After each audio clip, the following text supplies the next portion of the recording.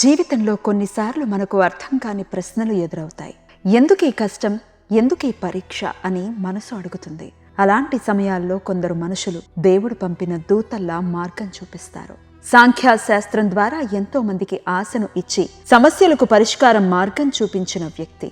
లక్షలాది మంది ఫాలోవర్లు ఆమె చెప్పే పరిహారాలు అనుసరించి జీవితాల్లో మార్పు చూసిన అనుభవాలు. ఇవన్నీ ఆమెపై ప్రజలకు ఉన్న నమ్మకానికి నిదర్శనం. కానీ జీవితంలో ఇతరులకు ధైర్యం చెప్పే వ్యక్తికి కూడా ఈరోజు చాలా పెద్ద పరీక్ష వచ్చింది.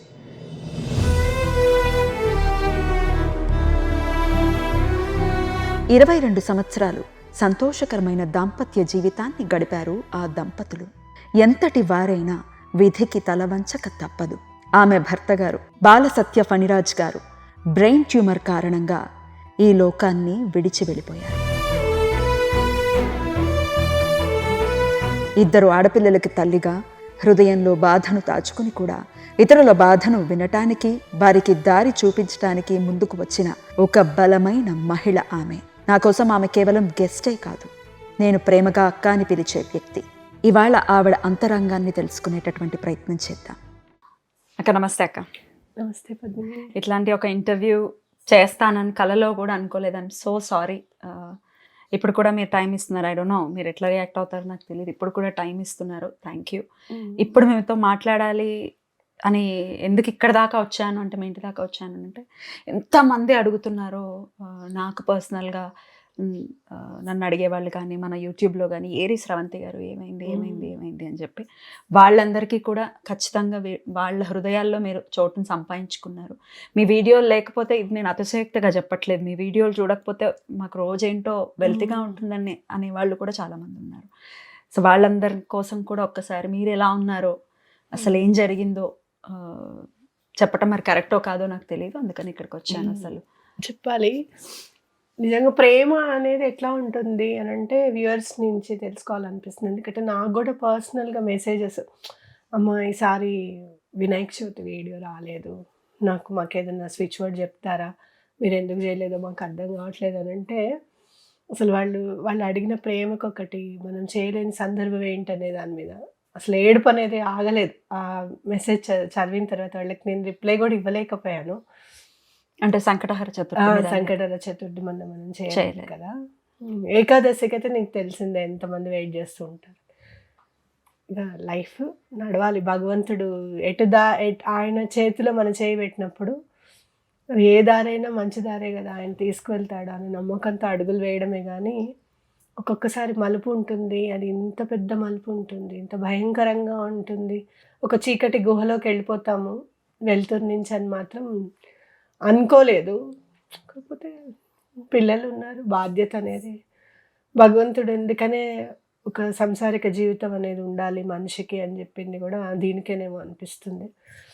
అంటే మనం ఒక్కొక్కసారి లైఫ్ పార్ట్నర్ మీద ఎంత డిపెండ్ అయిపోతాము అని అంటే, నాకైతే నిద్ర లేపడం దగ్గర నుంచి స్టార్ట్ అవుతుంది, నాన్న నాన్న అని. నాకు నైట్ ఎంతసేపు నేను మెలుకుంటాను కానీ మార్నింగ్ తొందరగా లేవలేను నేను.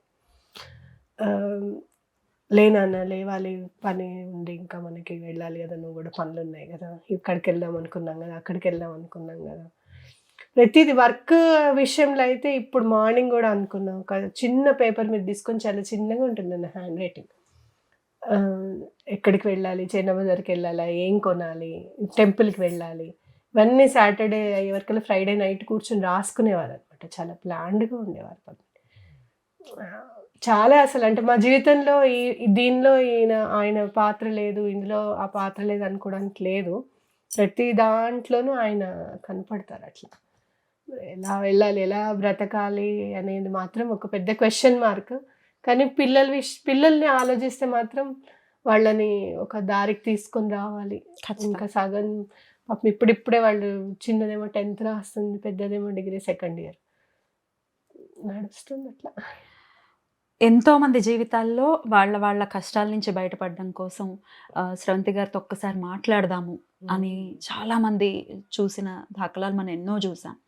అట్లాగే చెప్పేటటువంటి పరిహారాల మార్గాల నుంచి వాళ్ళ కష్టాల నుంచి బయటపడ్డారు. ఇంతమందికి దిశానిర్దేశంగా ఉన్న మీకింత కష్టం రావడం ఏంటక్క?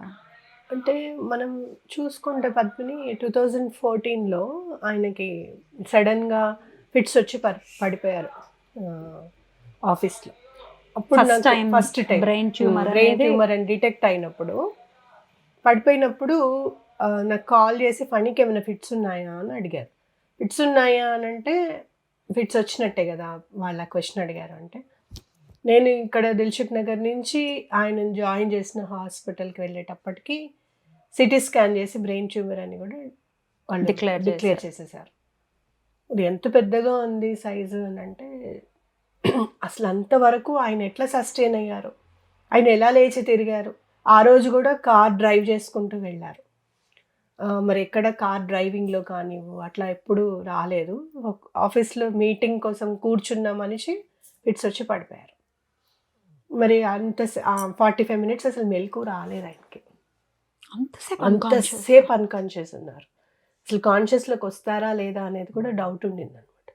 అలాంటి మనిషిని మళ్ళీ కాన్షియస్లోకి తీసుకొచ్చి ఒక జూలై 7కి పడిపోయిన మనిషిని జూలై 11కి సర్జరీ అయిపోయింది కిమ్స్లో. మళ్ళీ ఆ హాస్పిటల్ నుంచి షిఫ్ట్ చేశాం. ఎలా అంటే అసలు చేతిలో ఒక్క రూపాయి కూడా లేదు. చాలా క్రైసిస్లో ఉన్నాను నేను అప్పుడు. మా అమ్మగారు చనిపోయిన తర్వాత విపరీతమైన క్రైసిస్లో ఉన్నాం. ఆయనకి తెలుసు మన దగ్గర చాలా లిమిటెడ్ అమౌంట్ ఉంది అని చెప్పి. ఆఫీస్ వాళ్ళు అప్పుడు జేడీఏలో చేస్తారు. అప్పుడు వాళ్ళు ఇన్సూరెన్స్ కూడా డబుల్ చేశారు పాపం. డబుల్ చేసిన ఇన్సూరెన్స్తో మేము ఎలా బతికి బట్టగట్టాము అనేది భగవంతుడు చేసింది. అయితే ఒకటి నేను ఎప్పుడు కూడా మంచి చేసినప్పుడు భగవంతుడు మన ఎందున్నాడు అనుకోవడము, మనకి కష్టం వచ్చినప్పుడు ఆయన మనని వదిలేశాడు అనుకోవడం అనేది కరెక్ట్ కాదు. చూసుకుంటే కనుక 2014 నుంచి 26 వరకు ఏ స్థాయి నుంచి మమ్మల్ని ఏ స్థాయికి తీసుకొచ్చాడు అసలు అనేది నాకు అనిపిస్తుంది. ఫాస్ట్ ఫార్వర్డ్గా చేసేసాడు. నేను ఆల్మోస్ట్ ఒక 25 ఇయర్స్ లోపల వరకు కూడా మేము ఎర్న్ చేయలేనిది కానివ్వు, అంటే ప్రేమ ఆప్యాయతలు కానివ్వు, నేమ్ అండ్ ఫేమ్ కానివ్వు, లేదు అంటే కనుక ఇల్లు కట్టుకోవడం కానివ్వు, ఆయన దాయాలనుకున్న అమౌంట్ కానివ్వు, పిల్లల కోసం యాన్సెస్ట్రల్ ప్రాపర్టీని ఖచ్చితంగా మనం తీసుకోవాలి అనుకునేది కానివ్వు, ఏదైనా అన్నీ కూడా ఒక ఫాస్ట్ ఫార్వర్డ్గా చేసేసారు ఆయన జీవితంలో. ఆయన ఆల్మోస్ట్ రిటైర్ అయ్యే టైం వరకు కూడా ఏదైతే చెయ్యాలో అవన్నీ కూడా చేయించేశారు స్వామి. 2020లో శ్రీపాద శ్రీవల్లభుల చరితామృతం అనేది నా దగ్గరికి రావడం, ఆయనంతటా ఆయనే మన చేతిలోకి వచ్చారు. ఇంగ్లీష్లో వచ్చింది నాకు ఫస్ట్ బుక్. అట్లా రావడము అప్పటి నుంచి ఇంకా ఫాస్ట్గా జరగడం అనేది అయిందనమాట. చూస్తే 2020లో కూడా ఇంట్లో ఒకసారి ఫిట్స్ వచ్చాయి. అప్పుడు కూడా చాలా అన్కాన్షియస్ అయిపోయారు. ఆల్మోస్ట్ మైత్రి ఇట్లా ఆయన లక్ష్మీనరసింహస్వామి లాగానే లే నువ్వు అని చెప్పి ఇట్లా పట్టి ఇట్లా లేపి, అమ్మ స్వామికి నేను దండం పెట్టుకుంటా అని చెప్పి లేపిన తర్వాత మెలకు వచ్చింది. అంటే చాలా సందర్భాల్లో రక్షించారు ఆయన. ఇప్పుడు ఇంకా నాకేమనిపించింది అంటే మన హాస్పిటల్లో ఉన్నప్పుడు నేను అప్పుడు దండం పెట్టుకున్నాను అనమాట. గురుచరిత్రలో వస్తుంది కదా, సతీగాడ్ దగ్గర సతీ ఆవిడ 30 సంవత్సరాలు నెక్స్ట్ జన్మలోంచి తీసి ఇస్తారు. అది నేను తప్పకుండా నమ్ముతున్నాను స్వామి. అలానే ఆయనకి ఆయుధాన్ని ప్రసాదించు అని దండం పెట్టుకున్నాను నేను. స్వామి 12 ఏళ్ళు ఇచ్చారు అనేది వాస్తవంగా నాకు కనపడిన దృశ్యం. అంటే ఇంకా ఆదివారం ఆయన వెళ్ళిపోతారనగా శనివారం నీకు చెప్పాను కదా, నా వాయిసే నాకు వినిపిస్తుంది లోపల నుంచి, అది అవుతుంది ఖచ్చితంగా అని. ఆ వాయిస్ నాకు వినిపించింది. ఆయుధాయం అడిగావు 12 సంవత్సరాలు ఇచ్చాను, అన్నీ ఇచ్చాను, ఇంకా వదిలే అన్న మాట నాకు వినిపించింది. అప్పుడు వీళ్ళ నీర్జక వాళ్ళని చెప్పి వీళ్ళ పెద్దమ్మ కూతురు, ఆవిడ కూడా చాలా స్పిరిచువల్గా సత్యసాయిబాబా గారు భక్తురాలు.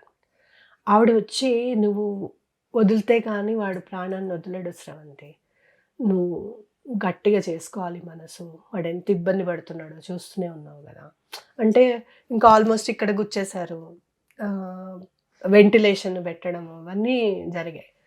అప్పుడు ఇంకా నేను లోపలికి వెళ్ళినప్పుడు ఇంకా నన్ను వదిలేసి రవంతి అని ఆయనే చెప్పినట్టుగా అనిపించింది ఆయన ఫేస్ చూస్తే. అప్పుడు ఇక శ్రీపాద్ శ్రీవల్లభులు చెప్తారు కదా, ఎవరైనా నేను సుమతి మహారాణినే చూసుకుంటాను అని.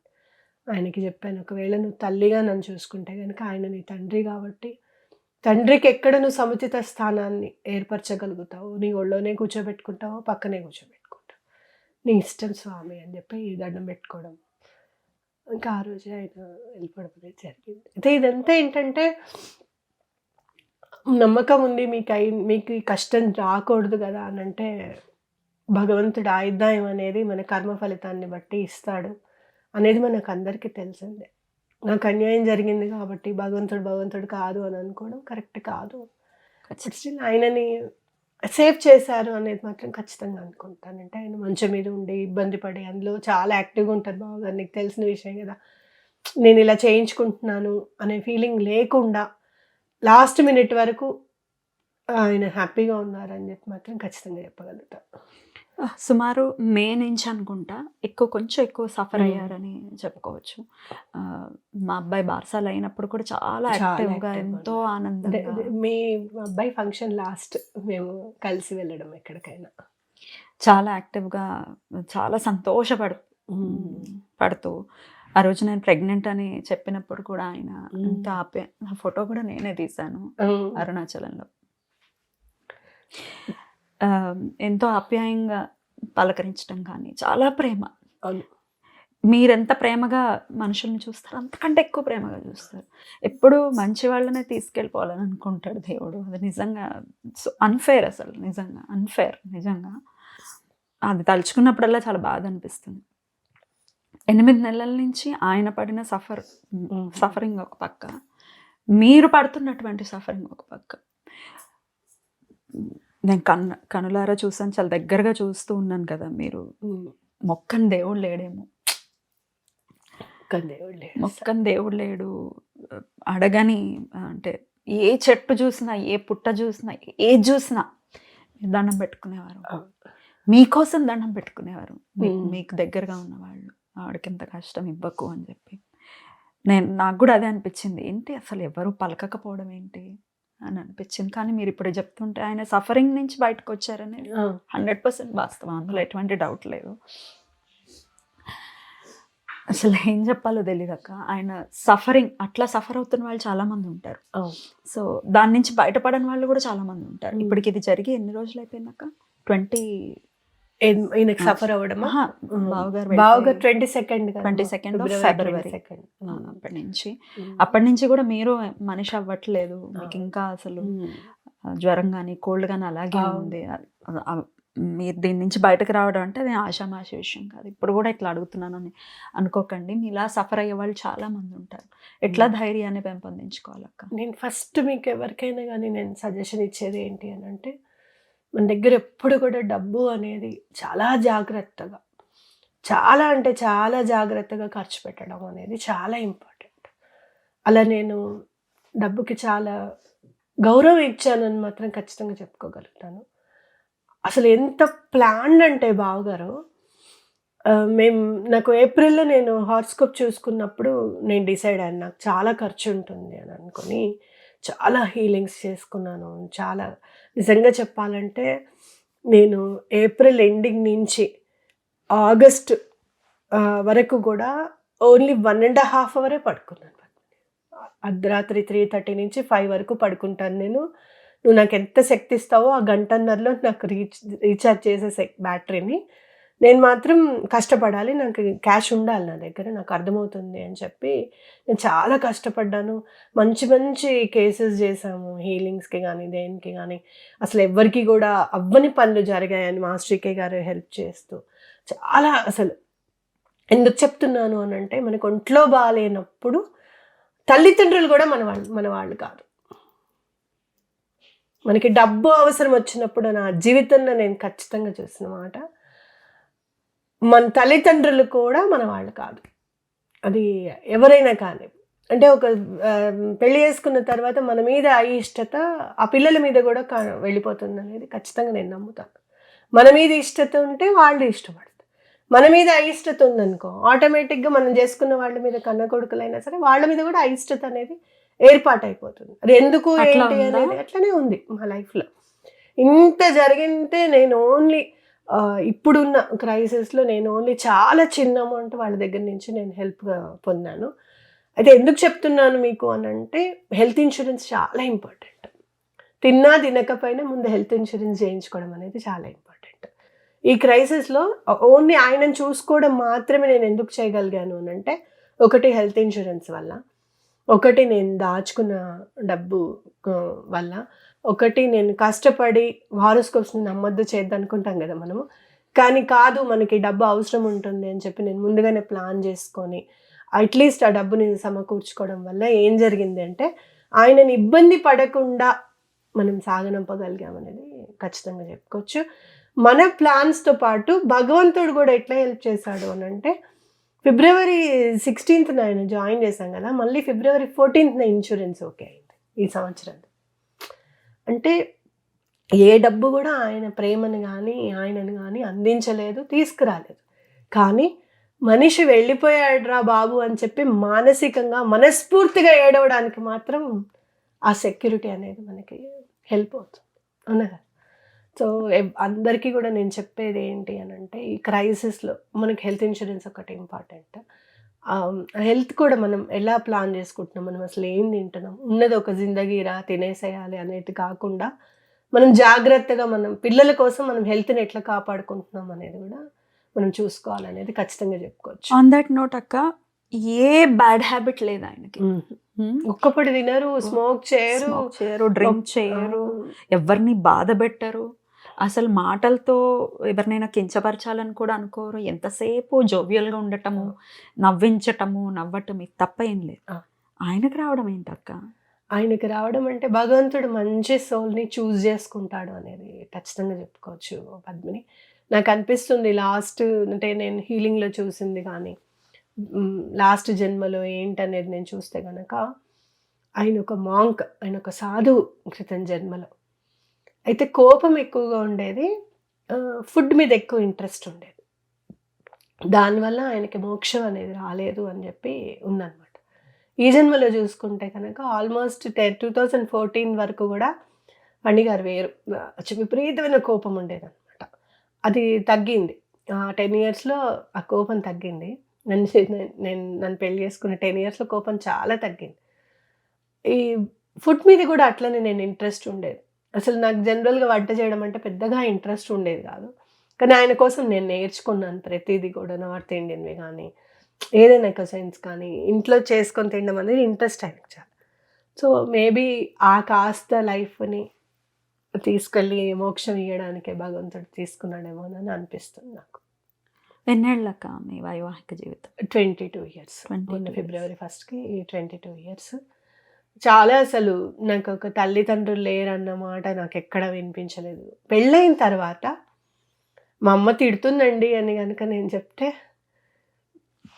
నేను చెప్తాలే అమ్మకి అని అనేవారు. దాన్ని ఏం తిట్టకండి అత్తయ్య గారు, దాన్ని ఏం అనకండి అత్తయ్య గారు అంటే, అబ్బో నేను 24 ఏళ్ళు పెంచి నీ చేతిలో పెట్టాను, దాని సంగతి నాకు తెలీదు అనేది మా అమ్మ. మీకు తెలియదండి దాని సంగతి, దాన్ని ఏం అనకండి అనేది. అంటే అమ్మ తిడుతుంది అన్న భయం కూడా ఉండేది కాదు. ఆయన ఉన్నారు, ఆయన చూసుకుంటారు. ప్రతి దానికి ముందు ఉండేవారు, ఎవరిని కూడా ఎదిరించి మాట్లాడే వ్యక్తి కాదు. ఆయనకి ఏం కావాలి అనేది భగవంతుడిని అడిగేవారు.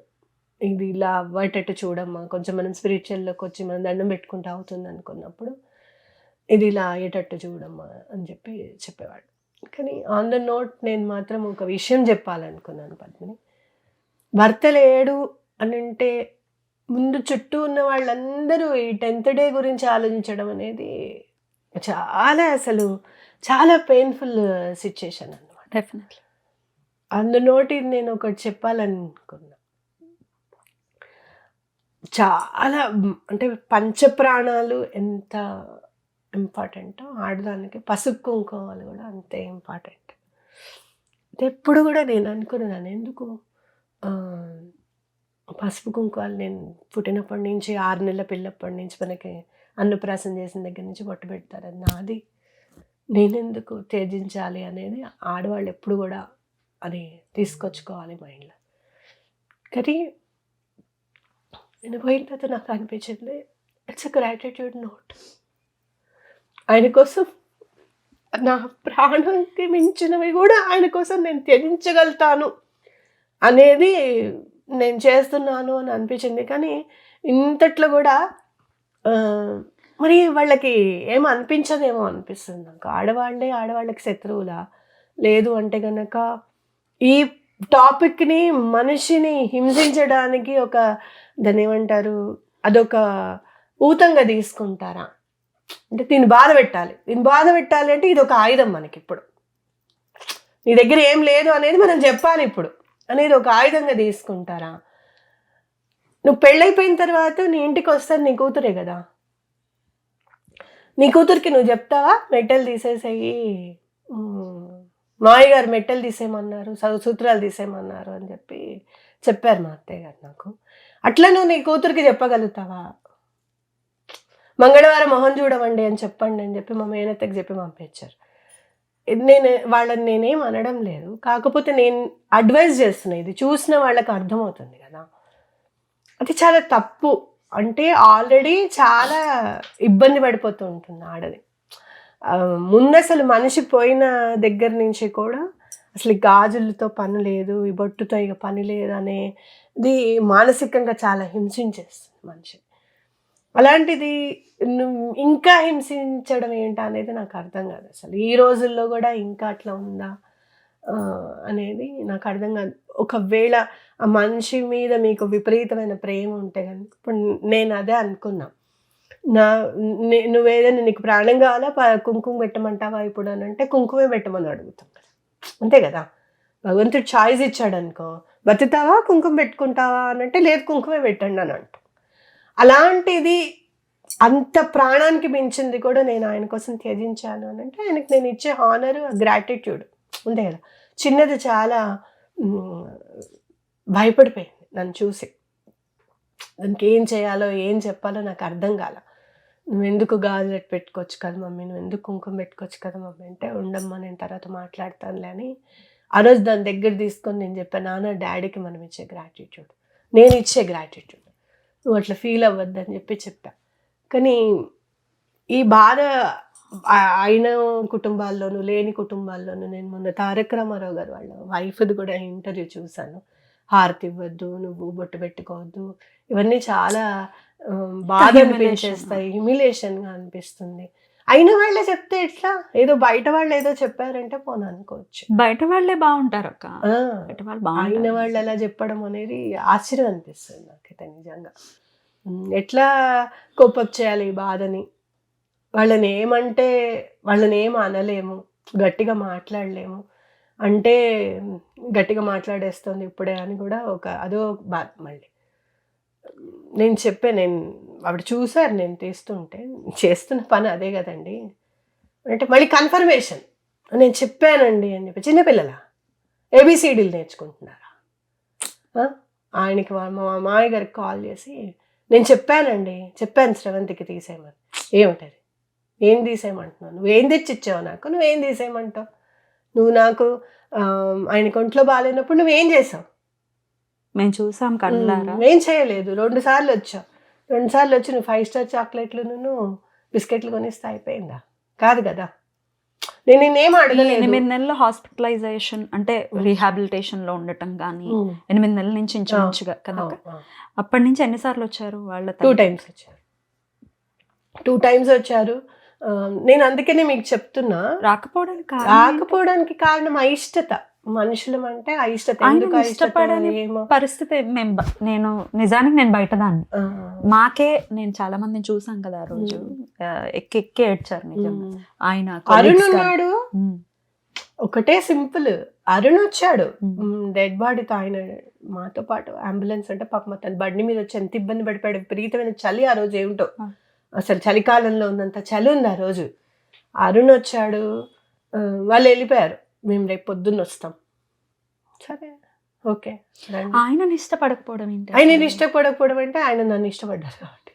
నేనంటే ఇష్టం లేదు, నన్ను ఇష్టపడ్డా, నేను ఏదో పాపం చేస్తే. సరే నేను తల్లిదండ్రులను నేను వాళ్ళని చూడలేదు, సరే ఓకే, నేను వాళ్ళని దగ్గర తీయలేదు, నేను చూడలేదు, నేను చాలా కష్టపెట్టాను, నేను అదేంటి చాలా అక్క? పొగరుగా ఉన్నాను. 10-15 ఏళ్ళు కలిసి ఉన్నారు కదా. ఉన్నాం ఉన్నాం 7-8 ఏళ్ళు అయితే మా ఇంట్లోనే ఉన్నారు. Hmm. ఆల్మోస్ట్ 7-8 ఏళ్ళు ఉన్నారు. వాళ్ళు ఎక్కడ పెట్టమంటే అక్కడ సంతకాలు పెట్టాం, ఎన్ని కోట్ల అప్పులో నుంచో బయటపడ్డాం, అన్నీ చేసాం. బట్ స్టిల్ ఇంకా అయిష్టత ఏంటి, అయిష్టత మనకు తెలియదు. నేను చెప్పలేదు ఒంట్లో బాగాలేదు అనడానికి కూడా లేదు పత్ని. నేను చెప్తున్నాను. ఎప్పటికప్పుడు చెప్తూనే ఉన్నా, ఇది ఉంది పరిస్థితి అండి, ఇదే ఉంది పరిస్థితి, జాయిన్ చేస్తున్నాం తీసుకొస్తున్నాం అంటే. వాడు చాలా పాపం చేశాడు, వాడు చాలా పాపం చేశాడు అంటే ఏం పాపం చేశాడు అంటే, మనిషి పుట్టడమే మహాపాపం నా దృష్టిలో. మనం అనుకుంటున్నాం కదా, ఇప్పుడున్న కాలంలో మాత్రం భగవంతుడు మనని ఆడుకుందాం అనుకుంటే మాత్రం మనిషిగానే పుట్టిస్తాడు. ఖచ్చితంగా అదే అనిపిస్తుంది. నిజంగా విపరీతంగా ఆడుకుందాం అనుకుంటే మాత్రం మనలాగా మధ్యతరగతి కుటుంబాలను పుట్టిస్తాడు. అయిన వాళ్ళు ఉన్న వాళ్ళల్లోనూ ఆ బాధలు ఉండవు. ఉంటే ఏముంటాయో, డబ్బుతో వెళ్ళిపోతాయేమో నాకు తెలీదు.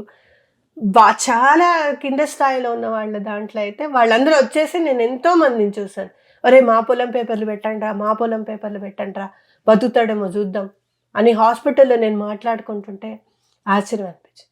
మేము ఎలాంటి వాళ్ళమైతే, కార్పెంటర్ కింద ఉంటాడు జయసింగ్, వాడొచ్చి అమ్మ నీకేమైనా కావాలంటే చెప్పు, ఇప్పుడైతే నా దగ్గర 1,00,000 రూపాయలు ఉన్నాయి, నేను పొలం పెట్టైనా సరే తీసుకొస్తా సార్ కోసం అని అంటే, ఓసారి అనిపిస్తుంది బయట వాళ్ళ నుంచి ఇంత ప్రేమను సంపాదించుకున్నాం మనము అని అనిపిస్తుంది. వాళ్ళని నేనేం తప్పు పట్టట్లేదు, కానీ ఒక ఆడదాన్ని ఇట్లా హ్యూమిలేట్ చేయడం అనేది చాలా పొరపాటు అనేది. అంటే ఒక్కళ్ళైనా మారితే కనుక మనం రీచ్ అయినట్టుగానే కదా అని అనిపిస్తుంది. డెఫినెట్లీ ఇప్పుడు మాట్లాడడానికి గల కారణం కూడా అది. అందుకే, ఎందుకంటే అట్లా హ్యూమిలేట్ చేసే వాళ్ళు ఉన్నారు, ఎప్పటికీ ఉంటారు కూడా. చాలా హ్యూమిలేషన్స్ నుంచి ఆడది బయటకు వచ్చింది, ఇంకా ఉంది. ఈ నీచమైనటువంటి సంస్కృతిగానే పరిగణించాలి దీన్ని. అసలే దుఃఖంలో ఉంటే ఇంకా పోక్ చేసి ఇది వరకు రోజుల్లో మరి సందర్భం రోజులు మారలేదు. మనుషులు మారితేనే రోజులు మారుతాయి. మనిషి ఆ రోజున నువ్వు ఈ రోజున దీన్ని ఇప్పుడు కదా దొరికింది ఇది అనుకునే మాట నుంచి బయటకు వచ్చినప్పుడే రోజులు మారుతాయి అని ఖచ్చితంగా చెప్పుకోవచ్చు. భగవంతుడు కానీ డెఫినెట్గా ఆయన ఉంటే మాత్రం ఆన్సర్ చేయడానికి చాలా, ఎంత ఆయన మాట్లాడకపోయినా కూడా భగవంతుడికి చెప్పుకునేవాళ్ళు, నాకు ఇది కావాలి, నాకు ఇది కావాలి నాయన అని చెప్పి ఆయన అలానే చేసుకుంటూ వచ్చారు. ఎప్పుడు ఏదైనా సరే, ఒక లోన్ తీసుకోవడానికి సంతకం పెట్టమంటే నేను పెట్టనని అనలేదు. మామూలు లోన్లు కావు, 13 కోట్లు 12 కోట్ల లోన్లు, క్రోర్స్ ఆఫ్ రూపీస్ లోన్స్. సంతకం పెట్టడానికి ఆయన కాదని అనలేదు, పెట్టారు. పెట్టిన తర్వాత మేమేం దెబ్బలాడుకున్నాను, మేము బయటకు వచ్చాము, అందరం కలిసి పోరాడి బయటకు వచ్చాము. ఇన్ఫ్యాక్ట్ నిజంగా చెప్పాలి అని అంటే ఆ తర్వాతనే యాన్సెస్ట్రల్ ప్రాపర్టీ అనేది చేతికి రావడం జరిగింది. మరి ఇంకా మన మీద ఎందుకు కోపం, వాడు ఇంకా ఏదో పాపం చేశాడంటే మనం ఏం చేస్తాం చెప్పండి. మనం కోట్ల రూపాయలకి సంతకం పెట్టినా కూడా ఆ పాపానికి నిష్కృతి లేదు అని అంటే, ఇక మనం ఆ పాపాన్ని మనం ఎట్లా తీసుకోగలుగుతాం? అంతే. ఆ పాప రాసింది ఆ దగ్ధం చేయాల్సింది భగవంతుడు మాత్రమే. ఇంకా సంతోష పెట్టలేము అక్క కొంతమంది. We have to just leave అనేది కరెక్ట్. మా నాన్నగారు నాకు మాట చెప్పారు,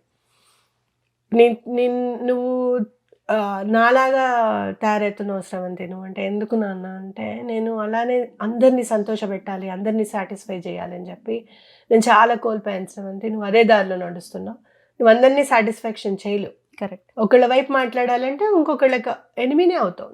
కాబట్టి మధ్యవర్తిత్వం చేసినా కూడా న్యాయం ధర్మం వైపే ఉండు, కానీ అందరినీ సాటిస్ఫై చేయాలని మాత్రం నువ్వు అనుకోకు అని చెప్పారు. నేను అదే ఫాలో అయ్యాను. ఎంత మంచిగా ఉండాలో నాకు అర్థం కాల. నన్ను నేను మార్చుకున్నాను, నన్ను నేను మలుచుకున్నాను.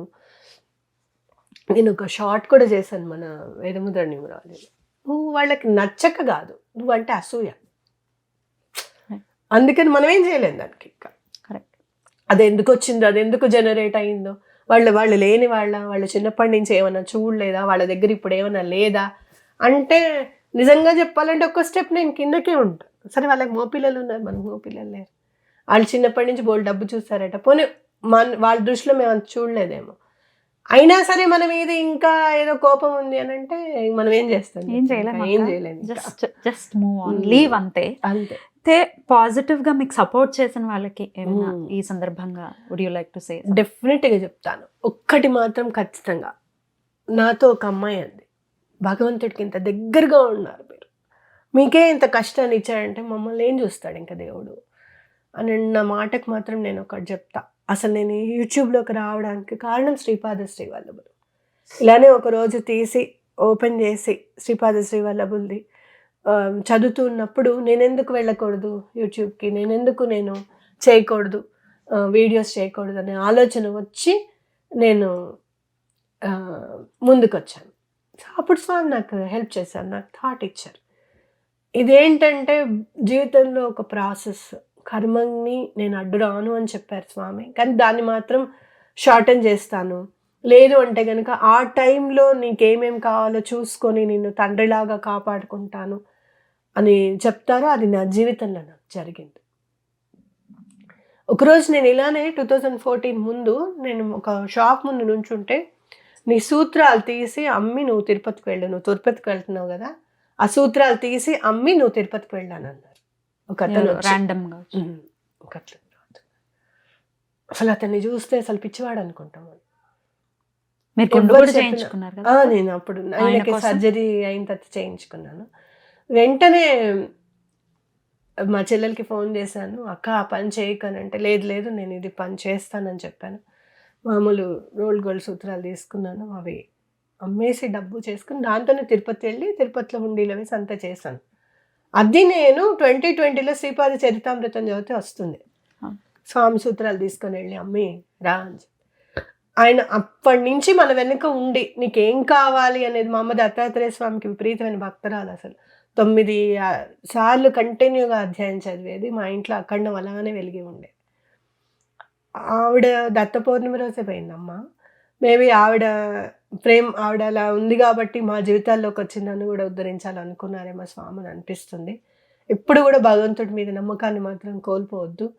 కష్టం అనేది ఖచ్చితంగా, ఇది మాత్రం ఎవ్వరు కూడా ఎంతమంది వచ్చినా లైఫ్లో, లేకపోతే ఎన్ని కోట్లు ఇచ్చినా ఎంత బంగారం ఇచ్చినా, ఇది మాత్రం తీర్చలేని లోటు నాకు నా పిల్లలకి ఖచ్చితంగా. కానీ ఆ లోటుని అమ్మ ఈయన వెళ్ళిపోయారు అని మనస్ఫూర్తిగా కళ్ళమన్నీళ్ళు పెట్టుకునేంత హెల్ప్ చేశాడు భగవంతుడు అని మాత్రం ఖచ్చితంగా చెప్పుకోవచ్చు. వివాహం అయిన తర్వాత మంగళకరమైనటువంటి ద్రవ్యాలు వేసుకోవటం అంటే మనం ధరించడం అన్నది అది ఒక సుకృతం. మనం ఇవాళ రేపు చూస్తున్నాం రకరకాల పర్సెప్షన్స్, రకరకాల అంటే మాకు సెక్యూరిటీ లేదని కొంతమంది, పెళ్ళయిందని తెలియకూడదు అని కొంతమంది, అసలు సింధూరం పెట్టుకోవటం కానీ, మెడలో ఏమైనా వేసుకోవటం కానీ, అసలు వీళ్ళకి పెళ్ళయిందా పెళ్ళి కాలేదా మనం అడిగి మనం తెలుసుకుంటే కానీ తెలియని పరిస్థితుల్లో ఇవాళ రేపు జనరేషన్ చాలామంది ఉన్నారు. డోంట్ టేక్ మీ రాంగ్, మీకు ఒక అబ్సెషన్, మీ గాజులు కానీ, మీ సింధూరం కానీ, మీ మెట్టెలు, మీరు పెట్టుకునే పట్టీలు కానీ. నేను అడుగుతూ ఉండేదాన్ని, అక్క బరువు అనిపించట్లేదా మీకు? కడియాలు పెట్టుకునేవారు, ఎంత ముద్దుగా ఉండేవో కాళ్ళు మీవి. మీకు అబ్సెషన్ ఏదైతే మనం చాలా ఇష్టపడతామో, అలాగే అలాంటి భర్త ఎవరికి రారక్క, అంత ఈజీగా అయితే రారు. ఏమి ప్రేమ, మీ అదృష్టం. నిజంగా మిమ్మల్ని చూసుకున్నది మేము చూసాం దగ్గర కాబట్టి. మనం ఎన్నోసార్లు ట్రిప్స్కి వెళ్ళినప్పుడు మిమ్మల్ని ఎంత ప్రేమగా, ఎంత జాగ్రత్తగా చూసుకునేవాళ్ళు. ఇట్లా రారు నిజంగా. చిలక గోరింకల్లానే ఉండేవారు మీరు నిజంగా. ఇట్లా అబ్సెషన్లో ఉండటం, లేకపోతే విపరీతంగా దేన్ని అయితే ఇష్టపడతామో దాని నుంచి భగవంతుడు ఎందుకు డిటాచ్ చేస్తాడో అర్థం కానటువంటి ఒక పరిస్థితి. ఏమైనా చెప్తారా దీనికి సంబంధించి? ఆయన నన్ను అసలు, నేను కింద అడుగు పెడితే నాకు ఏమన్నా అరిగిపోతానా, నాకు అనిపించేది అబ్బా ఎంత ప్రేమ, ఎంత ప్రేమ అంటే ఎంత అటాచ్మెంట్ అంటే, రాను పెరియావా తప్పించి ఇంకో మాట వచ్చేది కదా. ట్యూమర్ వల్ల ఆయనకి స్పీచ్ దగ్గర వచ్చింది కదా. కానీ అమ్మా అమ్మా అని 2 సార్లు అంటే, ఆయన డైపర్ చేంజ్ చేయమని చెప్తున్నారా, లేకపోతే పైకి తీయమని చెప్తున్నారా, లేకపోతే ఆకలని చెప్తున్నారా అనేది నాకు అర్థమైపోయేది పద్మిని. అసలు అంత అటాచ్మెంట్ అనమాట. అలాంటి భర్త జీవితంలో ఎక్కడా ఎవ్వరికి ఉండరు అనేది మాత్రం వాస్తవం. నీ క్వశ్చన్ మర్చిపోయాను పద్మిని. ఇట్లా ఎక్కువ ఏదైతే ఇష్టపడతామో దాన్ని దూరం చేస్తుంటాడు భగవంతుడు. అయితే నాకు గట్టి నమ్మకం ఏంటి అని అంటే, ఆయనకున్న 40 years ఆయన లైఫ్ ఖచ్చితంగా నేను చెప్పగలుగుతా. నాకు అర్థమైంది ఆ 40 ఏళ్లలో ఆయన ఎందుకునో చైల్డ్హుడ్ ట్రామా చాలా ఉంది ఆయనకి. అది వాళ్ళు స్ట్రిక్ట్గా చూడడం వల్ల పేరెంట్స్, లేదు అని అంటే కనుక ఆయన మనసులో ఒకటి పడిపోయింది, నాకంటే మా తమ్ముడిని బాగా చూస్తారు అని. ఇన్ఫ్యాక్ట్ అట్లా ఉండదు, ఏ తల్లిదండ్రులైనా కూడా ఇద్దరిని ఒకలానే చూస్తారు. మరి ఆయనకి ఎందుకు పడిపోయింది మనసులో అనేది మనకు తెలియదు. పెళ్ళైన తర్వాత ఫస్ట్ రోజు నాకు చెప్పిన మాట, మా అమ్మ వాళ్ళకి మా తమ్ముడు అంటే ఇష్టం, నేనంటే కాదు అని ఫస్ట్ మాట చెప్పారు నాకు. మీ ఇద్దరం కూర్చొని మాట్లాడుకునే సందర్భం. అలా ఎందుకండి, అలా అనుకోవద్దు అని అంటే, లేదు లేదు నీకు అన్నీ నేను చెప్పాలి అని బాధ అంతా వెళ్ళగక్కున్నారు. నాకేమనిపిస్తుంది అంటే, నా దగ్గర ఆయన సేఫ్గా ఉంటారు, ఆయన చాలా ప్రేమను ఎంజాయ్ చేయగలుగుతారు. ఇంతకంటే ప్రేమ ఈ ఫ్యామిలీ నుంచి వాడికి ఎక్కడ దొరకదు అని నన్ను చూస్ చేసుకొని భగవంతుడు నాకు అప్పచెప్పాడు ఆయనని. ఈ 22 years ఆయనని జాగ్రత్తగా చూసుకోవడానికి అని చెప్పి నేను నమ్ముతాను. అందుకు చూస్ చేసుకున్నందుకు చాలా సంతోషంగా అనిపిస్తుంది. ఆయన ఎక్కడున్నా, ఎవరిని చేసుకున్నా ఇంత సంతోషంగా మాత్రం ఉండేవాళ్ళు కాదు. ఎందుకనంటే ఏ పెళ్ళామైనా కూడా దేనైనా భరిస్తుంది, కానీ వెళ్ళి 12 లక్షలకి 10 కోట్లకి సంతకం పెడితే ఆహ్వానించాం. ఆ టైంలో ఖచ్చితంగా గొడవ పెట్టుకుంటాను, నువ్వు అసలు ఎందుకు పెట్టావు, ఏం 10 crores గ్యారెంటర్షిప్ అంటే మామూలు మాటలా? నేను చదివితే ఆశ్చర్యం అనిపిస్తుంది నాకు. నువ్వు, నీ తదనంతరం నీ పిల్లలు వీళ్ళందరూ కూడా గ్యారెంటర్ కిందకే వస్తారు అని చెప్పి ఓ లెటర్ రాశాడు బ్యాంక్ వాడు మనకి. అసలు ఎంత అంటే ఆశ్చర్యం అనిపిస్తుంది నాకు అట్లా. అప్పుడు కూడా మేమిద్దరం దెబ్బలాడుకోలేదు ఆ టైంలో కూడా. అఫ్కోర్స్ సిగ్నేచర్ పెట్టేటప్పుడు పెట్టకండి నాన్న అని చెప్పిన మాట వాస్తవం, ఎవరైనా చెప్తారు. 2 ఆడపిల్లలు ఉన్నారు నాకు, వద్దండి లోన్ కోసం పెట్టద్దు అని చెప్పిన మాట వాస్తవమే. అప్పుడు ఇంకా 1.2 crores. తర్వాత అది పెరిగింది. అది పెరిగిందని మనకు తెలియదు, ఆయనకు తెలుసో తెలీదో నాకు తెలీదు. ఇవన్నీ నాకు తెలియదని అన్నారు ఆయన, నాకు తెలీదు, నేనేం ఎన్హాన్స్ చేయలేదు, నేను అప్పటికైతే నేనేం సంతకం పెట్టలేదు అని అన్నారు. కానీ అప్పుడు కూడా మేము ఇద్దరం గొడవ పడలేదు, ఏ రోజు మేము గట్టిగా మాట్లాడుకున్న సందర్భం లేదు. ఏదో కామన్గా పిల్లల విషయంలో ఏ భర్త అయినా కూడా పిల్లలు మంచి చేస్తేనేమో నా పిల్లలు అని అనుకుంటాడు. అల్లరి చేసినప్పుడు ఇలా ఏమైనా పిల్లలు కదా, ఇక స్విగ్గీలో జొమాటోలో ఇవన్నీ ఆర్డర్ చేసుకున్నారు అనుకో, నీ పిల్లలకి బాగా అలవాటు అయింది బయట నుంచి తినడం, అప్పుడు నా పిల్లలు అవుతారు. సో అట్లాంటివి ఏమైనా చిన్న చిన్న తప్పించి గొడవ ఏం లేదు. డిటాచ్ ఎందుకు చేస్తాడు అనేది మాత్రం, ఎవరి జీవితం వాళ్ళదే, ఎవరి ఆయుర్దాయం వాళ్ళదే, ఎవరి డబ్బు వాళ్ళదే. మనిషి ఒక్కడు బ్రతకలేడు కాబట్టి, అంటే మనం పూజ చేసుకుంటాం చూసావా, సన్యాసాశ్రమం, గృహస్థాశ్రమం అన్నీ ఉంటాయి చూసావా, అవన్నీ ఫుల్ఫిల్ చేయాలి అంటే మనిషికి వైవాహిక బంధం అనేది చాలా ఇంపార్టెంట్. కాబట్టే సనాతన ధర్మం ఈజ్ నథింగ్ బట్ భగవంతుడిని చేరుకోవడానికే. కాబట్టి ఇవన్నీ ఎంటర్ అవ్వడానికి, ఇవన్నీ మనం ముందుకెళ్ళడానికి వైవాహిక బంధం అనేది భగవంతుడు ఇచ్చాడు. నాకే ఎందుకు ఇచ్చాడు అని మాత్రం ఏ వీడో కూడా అనుకోకూడదు. ఎందుకంటే నీ చేతిలో అతను సేఫ్గా ఉంటాడు కాబట్టి నిన్ను చూస్ చేసుకున్నాడు భగవంతుడు అనేది నేను గట్టిగా నమ్ముతాను. డిటాచ్ అయితేనే ప్రోగ్రెషన్ అనేది జరుగుతుంది అని. మరి దానికి ఇస్తాడో దేనికి ఇస్తాడో తెలియదు, భగవంతుడు మాత్రం ఖచ్చితంగా విధిరాతని మాత్రం ఆయన లిఖించినది జరిగి తీరుతుంది. అయితే ఒక్కొక్కసారి సబ్జెక్ట్ తప్పైతే బాగుండు, సబ్జెక్ట్ మీద కోపం వచ్చిన సందర్భాలు కూడా ఉంటూ ఉంటాయి. న్యూమరాలజీ గురించి మాట్లాడుకుంటే ఆయన వెళ్ళిపోయిన డేట్ కానీ టైం కానీ ఇట్ ఈస్ హారిఫైయింగ్. అసలు ఈ సబ్జెక్ట్ ఎందుకుంది, భయపెట్టడానికా అని అనిపించిన, మీరు నాకు చెప్తుంటే నాకు మనసులో నుంచి వచ్చిన మాట ఇది, బాధ అనిపించింది చాలా. అసలు ఆ డేట్, టైము, దశ ఇవన్నీ ఎట్లా వచ్చాయి? God speaks with numbers, God speaks with numbers అని చెప్పి నేను చెప్పని సందర్భం అంటూ లేదు. ఏదన్నా మాట్లాడాలి ఆయన అనుకుంటే నెంబర్లతోనే మాట్లాడతాడు, నెంబర్లతోనే చేస్తాడు. ఆయన పుట్టింది 22nd పుట్టారు, March 22, పోయింది February 22. రాహు ఇంపాక్ట్ చాలా మాయగా తీసుకెళ్ళిపోయాడు ఆయనని. ఎంత మాయగా అంటే నా చేతులతో నేనే ఎప్పుడు వెళ్ళినప్పుడల్లా కొంగు పెట్టుకొని అడుగుతా భగవంతుడు, అట్లనే ఇగో తీసేసుకో అని చెప్పి ఇచ్చేసేంత దండం పెట్టించాడు నా చేతి. తీసుకెళ్ళిపోవాలనుకుంటే తీసుకెళ్ళిపో, ఆయనని ఇబ్బంది పెట్టకు. నేను లిటరల్గా నుంచొని 2 చేతులు ఎత్తి నేను దండం పెడితే అవ్వని పని అంటూ ఉండదు. నేను చాలా అంటే ఒక్కొక్కసారి గర్వంగా కూడా చెప్పుకుంటానేమో, ఇట్లా నేను 2 చేతులు ఎత్తి దండం పెడితే అవ్వని పని అంటూ ఉండదు. నాకే కాదు, అది ఎవరి కోసమన్నా పెట్టుకుంటాను నేను. ఎందుకంటే ఒక పని అవ్వడము అని అంటే అది ఒక జీవన శైలిలో మనకు అది ఇంపార్టెంట్ చాలా. అయ్యో వాళ్ళ కోసం మనం దండం పెట్టుకుందాం అనుకున్న సందర్భాలు చాలా ఉన్నాయి. అట్లాంటప్పుడు ఆ నెంబరు అలాంటి మాయని ఇచ్చిందనమాట. నేనే దండం పెట్టి తీసుకెళ్ళిపో స్వామి, ఆయనని ఇబ్బంది పెట్టకని అక్కడి నుంచొని నా గురించి మీరు ఆలోచించకండి, ఆయన మన దాంట్లో లేరు, ఆయన ఎక్కడో ఉన్నారు పాపం, ఎప్పుడు కూడా అన్కాన్షియస్లోనే ఉన్నారు. 2 days నా గురించి మీరు ఆలోచించకండి నాన్న, చెయ్యి పట్టుకొని ఒకటే చెప్పా, మీరు ప్రాణాన్ని నెమ్మదిగా వదిలేసేయండి, డబ్బుల గురించి కానీ పిల్లల గురించి కానీ మీరు ఆలోచించద్దు అని ఆయనకు కూడా చెప్పడం అనేది మాయ కాదు అది, అంతే కదా. అది 4 చేసింది.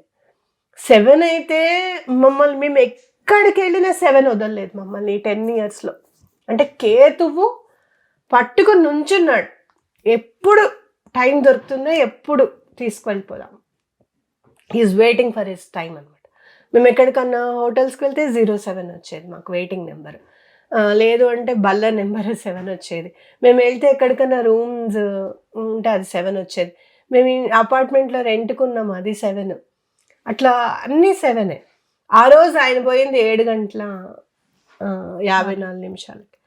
అది యాడ్ చేస్తే అది 7 వచ్చింది. అది మాత్రము ఏడుపు అసలు ఒక 2 గంటలైతే నేను కంటిన్యూగా ఏడుస్తూనే ఉన్నాను. ఎందుకు ఇంత అంత నేను నడిచేది కేతు మహర్దశ ఎందుకు ఇంత పట్టుకున్నావు నన్ను అసలు. నాకు కేతు అంతర్దశ శనిలో కేతు, అప్పుడే ఒంట్లో బాగాలేదు ఈయనకి. బుధుడు వచ్చాడు, ముందే అంత ప్లాన్ చేసుకున్నాడు కదా, కేతు ప్లాన్ చేసుకున్నాడు అంత. అసలు ఇంత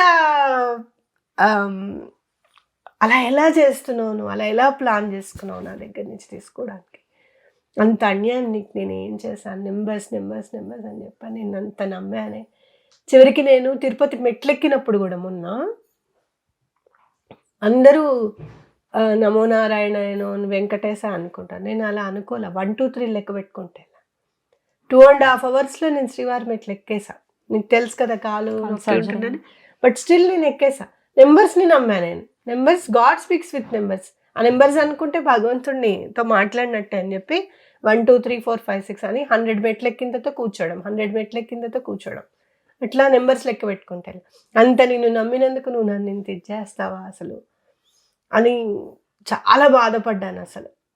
కానీ మనం అనుకున్నప్పుడు పనులు అయినప్పుడు నెంబర్స్ తీసుకున్నప్పుడు, ఈ ప్లాట్ మేము అనుకోకుండా చూస్ చేసుకున్నాం, 23 వచ్చింది, అప్పుడు నెంబర్సే చేశాయి కదా. రిజిస్ట్రేషన్ అవ్వదు అని అనుకున్నాం, March 1st లెక్కేసుకుంటే చాలా మంచి నెంబర్ వచ్చింది, రిజిస్ట్రేషన్ అయిన నెంబర్, అప్పుడు నెంబర్సే హెల్ప్ చేశాయి కదా. సో ఆయనని ఇబ్బంది పెట్టకుండా ఎలా తీసుకువెళ్ళాలో అంత సొఫిస్టికేటెడ్గా నెమ్మదిగా తీసుకుని వెళ్ళాడు అని అనుకోవాలి. పిల్లల భవిష్యత్తు గురించి ఏమని ఆలోచించేవారు, ఏం చేయాలనుకున్నారు ఇద్దరు పిల్లల్ని, ఎట్లా? వాళ్ళు ఆయన చూస్ చేసుకోమన్నారు, మీరు ఏం చదువుకోవాలనుకుంటే అదే చదువుకోండి, నాకు సాఫ్ట్వేర్లోకి రావాలి, బీటెక్ చేయాలి అని చెప్పి నేనేమన్నాను. బికాజ్ నేను చాలా టెన్షన్ జాబ్ ఇది, ఎప్పటికప్పుడు నేర్చుకుంటూ ఉండాలి. గవర్నమెంట్ జాబ్స్ అయితే మీరు 10 to 5 ఇంటికి వచ్చేసేయచ్చు, మళ్ళీ ఆడపిల్లలు కదా. ఆయన ఎప్పుడు అనేవారు, నువ్వు ఉన్నావు కాబట్టి ఇంత ప్లాన్డ్గా ఉంది తెలుసా, లేకపోతే నా లైఫ్ ఏమైపోయేదో అని ఎప్పుడు అంటూ ఉండేవారు. సో అమ్మ ఎలా ఉంటుంది అట్లా ప్లాన్డ్గా ఉండాలి మీరు అని. పెద్దది లా చదువుతానంటే ఎవరు ఒప్పుకుంటారు? జనరల్గా అయితే అందరూ తెలిసిన విషయమే కదా, బీటెక్లని, సాఫ్ట్వేర్లని, ఏఐ అని, ఇవన్నీ.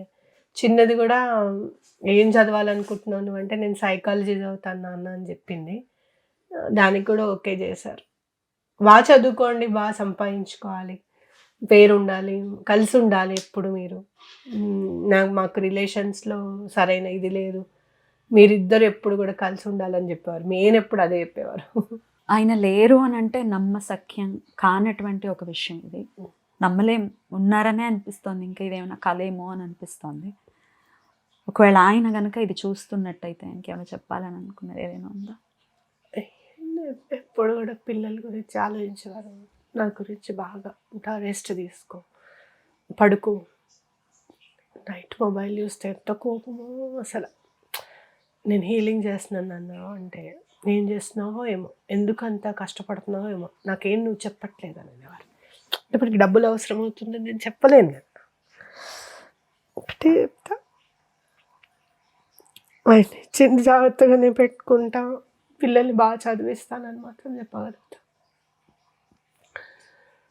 ఏదున్నా ఆయన బ్లెస్సింగ్తోనే ఉండాలి. ఎందుకంటే ఏది మంచి ఏది చెడు అని నిర్ణయించుకునే స్థితిలో మనం ఉండం కాబట్టి, మంచి అనేది మాత్రమే ఇంటి వరకు రానివ్వండి, చెడు అనేది రానివ్వద్దు అని మాత్రం దండం పెట్టుకోవాలి. ఎందుకంటే తీసుకునే నిర్ణయం ఇదివరకు అంటే డిస్కస్ చేసుకొని తీసుకునేవాళ్ళు. మన వాళ్ళు ఎవరికైనా ఏం చెప్తారు, నీ ఇష్టం అక్క, నీకేం కావాలో అది చెయ్యే, నీకు నచ్చిందా, నీకు ఓకేనా అని అంటారు. కానీ మన డెసిషన్స్ని ఇన్ఫ్లుయెన్స్ చేయలేరు, అంతే కదా.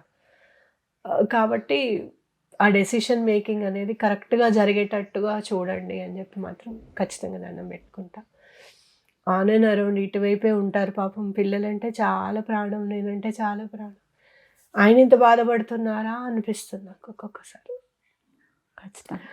ఎప్పుడు కూడా నాకు నేను దండం పెట్టేదాన్ని, కొత్త చీర కట్టుకుంటే దండం పెట్టేదాన్ని, గుర్తుంది కదా నీకు. ఎప్పుడు ఈ మాట అనేవారు, నాకంటే ఎక్కువ సంపాదించాలి, ఎక్కువ పేరు ప్రఖ్యాతలు రావాలి, నీకు ఎంత మంచి పేరు వచ్చేయాలంటే అంత మంచి పేరు వచ్చేసేయాలన్నారు. ఆయన ఆ దీవెనే అంత ఫలించిందని అనిపిస్తుంది నాకు ఖచ్చితంగా. నన్ను నేను మాత్రం ఒకటి డిజైన్ చేసుకున్నాను. ఇప్పుడు ఈ 10 yearsలో I have invested lot of time with him. అంటే ఆయన నైట్ పడుకున్నప్పుడు నిద్రలో ఫిట్స్ వచ్చేవి. నేను ఎక్కడికి వెళ్ళినా ఎలా ఉన్నారు అనే బాగా విపరీతమైన భయం ఉండేది. పిల్లలు ఎట్లా మెయింటైన్ చేయగలుగుతారో లేదో. ఎంత అంటే నేను ఉన్నప్పుడు మాత్రమే ఫిట్స్ వచ్చేవి ఒక్కొక్కసారి, చాలా మాత్రం. నేను లేనప్పుడు ఒక్కసారి రాలా. Only 1 time I was away, just 1 kilometer అవేలో ఉన్నప్పుడు వచ్చాయి. వెంటనే మైత్రి ఫోన్ చేయడం, నేను వెళ్ళడం జరిగింది. అంతకు మించి ఎప్పుడూ నేను లేనప్పుడు రాలేదు. అంటే నేను ఎంత కాచి కాపాడుకున్నాను అనేది ఖచ్చితంగా మనం అర్థం చేసుకోవాలి. మీ ఆరా ప్రొటెక్ట్ చేస్తూ ఉండేది ఆయనని, ప్రొటెక్ట్ చేస్తూ. ఏంటో పద్మిని నీకు ఫిట్స్ వస్తాయి అని అంటే నాకు ముందు తెలిసేది, ఇవాళ వస్తాయని తెలిసేది, కానీ ఆపలేకపోతున్నాను ఏంటి అని అనిపించేది. సో ఇప్పుడు ఏంటంటే మనకి అంత హీలింగ్ పవర్ మాస్టర్ కే గారు మనకి అందించారు కాబట్టి హీలింగ్ మీద ఎక్కువ దృష్టి పెట్టాలి నేను ఖచ్చితంగా. ఈ టైంని మనం జనం కోసం ఇన్వెస్ట్ చేయాలి ఇంకా అనేది ఖచ్చితంగా నేను నమ్ముతున్నాను. దాని మీదకే దృష్టి సారించాలనుకుంటున్నాను. అదే నా క్వశ్చన్ కూడా, this is not the right time to ask. కానీ మళ్ళీ ఎప్పుడు వస్తారు, ఎప్పుడు you will be coming back, ఎప్పుడు నార్మల్ అవుతారంటే అది సమాధానం చెప్పలేనటువంటి ఒక క్వశ్చన్ అయినప్పటికీ వాళ్ళు ఖచ్చితంగా అడుగుతారు, మళ్ళీ ఎప్పుడు మేము చూడొచ్చు అని. ఏం చెప్తారు? వస్తాను పద్మిని, కొంచెం ఒక 2 months అయిన తర్వాత. ఇంట్లో కూడా అన్నీ ఉంటాయి కదా. నేను ఎప్పుడు ఒకటి గట్టిగా నమ్ముతాను, హాస్పిటల్లో పేషెంట్ వాడుకుంటాడు, చుట్టూ ఉన్న వాళ్ళకు ఉంటాయి బాధలు. బిల్లులు కట్టాలి, వాడికి ఎట్లా ఉందో ఏంటో అని తెలుసుకోవాలి. వీడు అన్నాను నేను తప్పుగా అనుకోవద్దు, మామూలుగా చెప్తున్నా. లోపల మనిషి ఎట్లా ఉన్నాడో ఏంటో అని చెప్పి వాళ్ళు మైక్లో పిలుస్తూ ఉంటారు. వాళ్ళు పిలవకపోతే బాగుండు అనుకుంటాం మనం. పిలిస్తే ఏదో ఉంది లోపల, బీపీ డౌన్ అయిందనో చెప్తాడో, లేకపోతే మేము ఈ ప్రక్రియ చేస్తున్నాం సంతకం పెట్టండి అంటాడో, ఏమో తెలియదు. వాళ్ళు పిలవకపోతే మన మనిషి బాగున్నట్లు లెక్క. సో అట్లా అసలు అంత జనాలు ఏంటక్క, నేను హాస్పిటల్కి వచ్చినప్పుడు చూస్తున్నా, తిరునాళ్ళలో ఉన్నట్టున్నారు జనాలు. ప్రతి ఒక 14-15 ఫ్లోర్లు, ఫ్లోర్కి కుప్పలుగా జనాలు. అంటే ఆరోగ్యం ఎవరికి, దేవాలయాలు, హాస్పిటల్స్, దేవాలయంలోనే పర్వదినాల్లోనే కిక్కిరుస్తారు.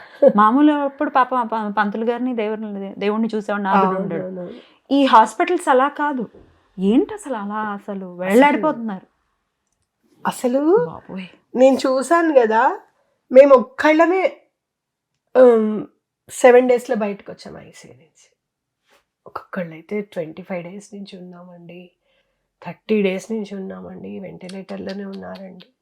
అమ్మ బాబోయ్, అసలు వీళ్ళకి ఎలా తెస్తున్నారు, ఎక్కడి నుంచి కడుతున్నారు. అసలు రక్తం తాగేయడమే కదా జనాల డబ్బులు. వాళ్ళకి మరి అంత మేనేజ్మెంట్ కూడా అట్లనే అవుతుంది, కాదని మనం అనుకోలేం. కానీ చాలా కష్టం. అసలు అటెండర్గా మాత్రం ఉండకూడదు పద్మిని. ఉంటే పేషెంట్ కన్నా ఉండాలి, కానీ అటెండర్గా మాత్రం ఉండకూడదు. ఎందుకనంటే అసలు ఎక్కడి నుంచి తెస్తున్నాము, ఏం చేస్తున్నాం. మీరు చాలా బాధాకరమైన విషయం ఏంటంటే, ఇంకొక 20 minutesలో ఆయన ప్రాణాన్ని వదిలేస్తారు అనగా, అమ్మో నా దగ్గర ఎన్ని డబ్బులు ఉన్నాయి, నేను ఇప్పుడు కట్టిన తర్వాత ఆయన డెడ్ బాడీ నాకు ఇవ్వాలి అంటే నేను డబ్బులు కట్టాలి కదా, ఎలా అనంటే అక్క అంటే అక్క సుజాత గారు అయితే నిజంగా అక్క అని పిలుస్తాను అని చెప్పని అక్క అని పిలిచా. సుజాత అక్క నాకు డబ్బులు కావాలి, నేను కట్టందే తీసుకెళ్ళేటలే అంటే, అమ్మా స్రవంతి నువ్వేం భయపడకు, నేనున్నా నీకు, నేను వేసేస్తున్నాను, నువ్వు భయపడకు, బాధపడకు, సరేనా, నేనున్నా, ఏంటి జరగాల్సిన చూడు ముందు, ఇంకేం మాట్లాడుకోనంటే, అసలు ఎవరు పద్మిని అయిన వాళ్ళు మా దగ్గర లేవు అన్నారు. మా దగ్గర లేవు, నీ నల్ల పూసలు ఉన్నాయిగా అవి అమ్మి తీసుకుందబ్బా అన్నారు. నా నల్ల పూసలు లేనప్పుడు తీయలేం కదా. అట్లాంటిది క్లయింట్ ఆగా వచ్చి నేను నా మంచితనం, నా నోరు మంచితనం, నేను మాట్లాడే విధానమే కానీ, ఏ టైంలో అయినా కాల్ లిఫ్ట్ చేయడము, నేను 12కి చేశారు 1 గంటకు చేశారని కూడా నేను ఫీల్ అవ్వను. వాళ్ళు ఎంత కష్టపడిలో ఉండి చేస్తారా అనుకుంటాను. అన్నందుకు అక్క నిజంగా వెంటనే అసలు వేసేసారు. అంటే మనిషి లోపల ఉంటే మనకి ఆలోచనలు చూడు అసలు. అని వాళ్ళు చెప్తూ ఉంటారు, గంటలో పోతుంది, 20 నిమిషాల్లో పోతుంది, 15 నిమిషాల్లో మిమ్మల్ని పిలుస్తారని చెప్తూ ఉంటారు. వాళ్ళకి తెలిసిపోతూ ఉంటుంది. ఎంత ఆశ్చర్యకరం అయితే మనిషి బతుకుతాడా లేదా అని చెప్పలేరు కానీ ఈ 2 గంటల్లో పోతాడని మాత్రం చెప్పగలుగుతారు. అప్పుడు ఉంటుంది అసలు నరకం అనుభవిస్తాం అనమాట మనం. ఇంకా చాలా కష్టం అది. కాబట్టి ఇవన్నీ ఒకటి అనారోగ్యం అనేది భగవంతుడు ఎప్పుడు ఎట్లా ఇస్తాడో అది కూడా మనం రాసుకునే వస్తాం. పద్మిని బావగారు రాయించుకొచ్చినట్టే మనం కూడా అట్లనే ఎవరైనా కానీ దాన్ని ఎలా ఎదుర్కోవాలనేది మాత్రం సంసిద్ధతగా ఉండాలనేది మాత్రం ఖచ్చితంగా మనం నమ్మాలి. నేను ఇది అడిగింది కారణం ఏంటంటే, ఆరోగ్యం ఇచ్చాడు అని అంటే దాన్ని don't take it for granted. ఆరోగ్యం ఇవ్వటం అన్నిటికంటే ఐశ్వర్యం. అవును కదా, అసలు పిచ్చి పిచ్చిగా లైఫ్ స్టైల్ ని లీడ్ చేస్తూ ఆరోగ్యాన్ని పాడైన తర్వాత దాని విలువ తెలుసు. ఎప్పుడైనా మనిషి ఉన్నప్పుడు తెలియదు అని అంటూ ఉంటారు కదా, అట్లాగే ఏదైనా కూడా. అందుకని మనం చాలా జాగ్రత్త. ఆయనకి ఏం అలవాట్లు లేవు కదా, ఆయనకు వచ్చిందంటే ఆయనకు అలవాట్లు లేవు కాబట్టి ఆయన ఇన్నాళ్ళు ఆరోగ్యంగా ఉండగలిగారు. ఇంకొక అక్టోబర్ నుంచే ఆయన బెడ్ రిటర్న్ అయి ఉన్నారు. Only 3-4 months. అది కూడా ఈ వాజ్ ఏబుల్ టు కూర్చోవడము, ఆయన ఫుడ్ ఆయన తిన్నారు. లాస్ట్ మినిట్ వరకు ఇంకొక 3 days ఆయన పోతారు అనగా వరకు కూడా ఆయన ఫుడ్ ఆయన తిన్నారు. సో అట్లా ఆరోగ్యంగా ఉన్నారు కాబట్టి అన్ని ప్లాన్డ్ గా తీసుకున్నారు. నేను కార్బ్స్ ఎక్కువ తినాను అనుకొని ప్రోటీన్ ఫుడ్ ఎక్కువ తినడం స్టార్ట్. ఎప్పటి నుంచో మేము కొర్రలు అవి తినడం, మిల్లెట్స్ అవి తినడం ఇప్పుడు 6 years నుంచే స్టార్ట్ చేసాం. కాబట్టి అంతవరకు ఆయన సర్వైవ్ అయ్యగలిగారు అని చెప్పగలుగుతారు. ఖచ్చితంగా. ప్లీజ్ కమ్ బ్యాక్, నార్మల్ అవ్వండి. మీరు అన్నట్టు మీకు చెప్పేంత స్థాయి ఏం లేదు కానీ ప్లీజ్. స్థాయి కాదు, ప్రేమ ఉంది నీకు. మనకి అవతల వాళ్ళ స్థాయి ఎప్పుడు కూడా మన మీద ప్రేమనే డిసైడ్ చేస్తుంది, అంతే కదా. ఖచ్చితంగా. ప్లీజ్ కమ్ బ్యాక్, స్ట్రాంగ్గా ఉండండి. ఆ రోజు నుంచి ఈ రోజు వరకు మీకు కోల్డ్ తగ్గలేదు.